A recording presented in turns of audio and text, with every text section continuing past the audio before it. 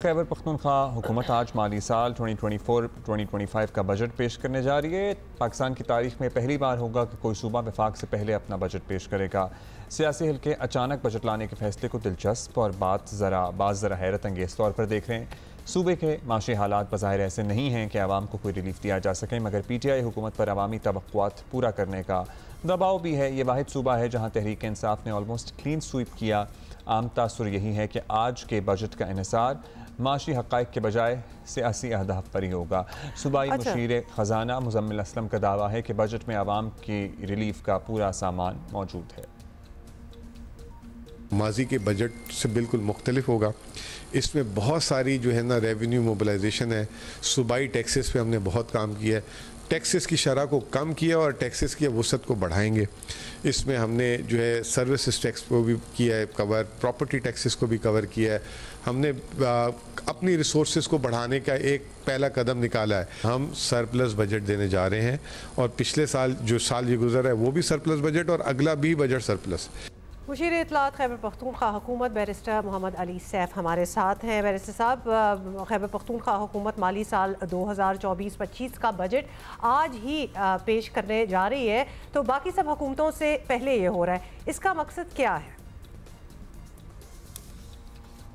देखें, मकसद तो सिवाय इसके कुछ नहीं है कि हम फौरी तौर पर अपने अवाम के लिए जो है वो माशी जो उनका एक हमारा पैकेज है उसको फौरी तौर पर एग्जीक्यूट करना चाह रहे हैं और चाहते हैं कि जो फलाही काम हैं, जो तरक्याती काम हैं, उनके लिए रकम बजट में मुख्तस की गई है फौरी तौर पर हुकूमत को अवेलेबल हो जाए, ताकि जो हमारे प्रोजेक्ट्स हैं जिनमें से कुछ नामुकम्मल प्रोजेक्ट्स हैं जो गुज़श्ता साल शुरू हुए थे और कुछ जो है इस नए माली साल में शुरू किए जाएंगे, तो उनके लिए माली जो रकूम है और वसाइल हैं वो दस्तयाब हों और काम शुरू हो।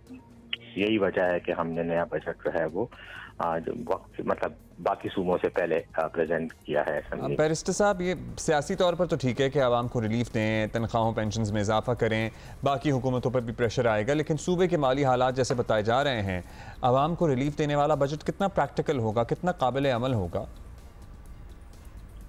इंशाअल्लाह खैबर पख्तूनख्वा का बजट बिल्कुल काबिल अमल भी होगा, प्रैक्टिकल होगा और तमाम जो ज़मीनी हक़ाइक़ हैं, ख़ास तौर पर जो हमारे माशी मसाइल हैं, यानी हुकूमत के माशी मसाइल और आवाम जिन माशी मसाइल से दो चार है, उन तमाम फैक्टर्स को, उन तमाम मुहर्रिकात को मद्देनज़र रखते हुए ये बजट बनाया गया है और इसमें हर शोबा ज़िंदगी और हर तबका ज़िंदगी के लिए जो है वो मुख्तलिफ किस्म के मराहत जो हैं वो उसमें मुख्तस किए गए हैं। जहाँ तक वसाइल का ताल्लुक है, इसमें कोई शक नहीं है कि खैबर पख्तूनख्वा इस वक्त माली मसाइल का शिकार है, लेकिन ये बात भी मैं वाज़ेह करना चाहता हूँ कि खैबर पख्तूनख्वा के माली वसाइल खैबर पख्तूनख्वा की वजह से नहीं है, वो वफाक पाकिस्तान की वजह से हैं।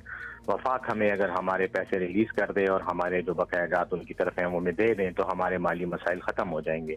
लेकिन इन तमाम मुश्किलात के बावजूद हम तकरीबन 1600 अरब के हुजम का बजट जो है वो आज पेश कर रहे हैं और मैं समझता हूँ कि उसमें एक जामिया प्रोग्राम है आवाम को रिलीफ देने का भी और हुकूमती वसाइल के अंदर रहते हुए आवाम को बेहतर से बेहतर सहूलियात देने। बैरिस्टर साहब, अच्छा जी, मेरा गला खराब हो गया, मैं बताता हूँ फिर आपको। बैरिस्टर साहब, अब सूबे को साल साल से दरपेश एक बड़ा मसला है बिजली के वाजिबात की अदायगी का, जो बराह रास्त मुंसलिक है एक और इशू से, और वो है बड़े पैमाने पर बिजली चोरी का इशू। अब आपकी नज़र में बिजली चोरी का मसला इतना अहम नहीं है जिसका हुकूमत हल प्रॉब्ली चाहे? What do you have to say about it?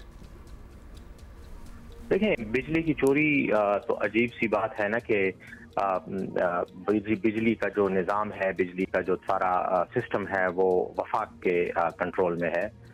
वफाक के कंट्रोल में होने का मतलब ये है कि जो डिस्ट्रीब्यूशन कंपनियां हैं, ट्रांसमिशन कंपनीज हैं, जनरेशन कंपनीज हैं, वो सब वफाक के ज़ेर इंतज़ाम हैं। अब अगर बिजली की चोरी होती है तो उसमें वापडा के अपने यानी जो मुख्तलिफ डिस्ट्रीब्यूशन कंपनीज हैं, NTDC है, इन सब की अपने अदाद शुमार के मुताबिक ज़्यादातर इसमें लाइन लॉसेज हैं, यानी वो बिजली जो तरसील के दौरान ज़ाया होती है। या मीटर्स फॉल्टी होते हैं जिसकी वजह से बिजली की सही पैमाइश और मिकदार का अंदाज़ा नहीं होता कि कितने में बिजली जो है वो कंज्यूम हुई है।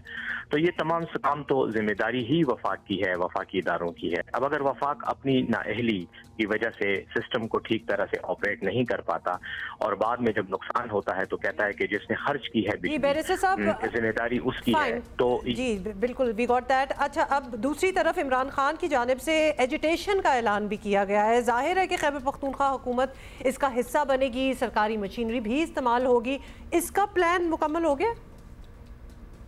देखें, पहली बात तो ये कि खान साहब ने एजुटेशन का ऐलान किया है और जब भी वो हुक्म देंगे तो खैबर पख्तूनख्वा में पाकिस्तान तहरीक इंसाफ उस एजुटेशन का भरपूर हिस्सा होगी और उसमें भरपूर शिरकत करेगी। लेकिन पाकिस्तान तहरीक इंसाफ बतौर सियासी पार्टी उस एजुटेशन का हिस्सा होगी। खैबर पख्तूनख्वा हुकूमत का उसके साथ कोई ताल्लुक नहीं होगा। खैबर पख्तूनख्वा हुकूमत जो है वो हमारे पास खैबर पख्तूनख्वा के अवाम की एक अमानत है। हम उस अमानत में कोई खयानत नहीं करेंगे। हम एजुटेशन अपनी पार्टी के वसाइल से उसमें हिस्सा लेंगे और हुकूमत के मामलात में उस एजुटेशन का कोई अमल दखल नहीं होगा। बहुत शुक्रिया आपका बैरिस्टर सैफ जी। पहले भी आपको याद है ना वो वज़ीर आला होते थे खैबर पख्तूनख्वा के परवेज़ खट्टक, वो किस तरह से वफाक पे जी बिल्कुल याद है सब कुछ, लेकिन वहाँ क्या जाने की ज़रूरत है। बोलते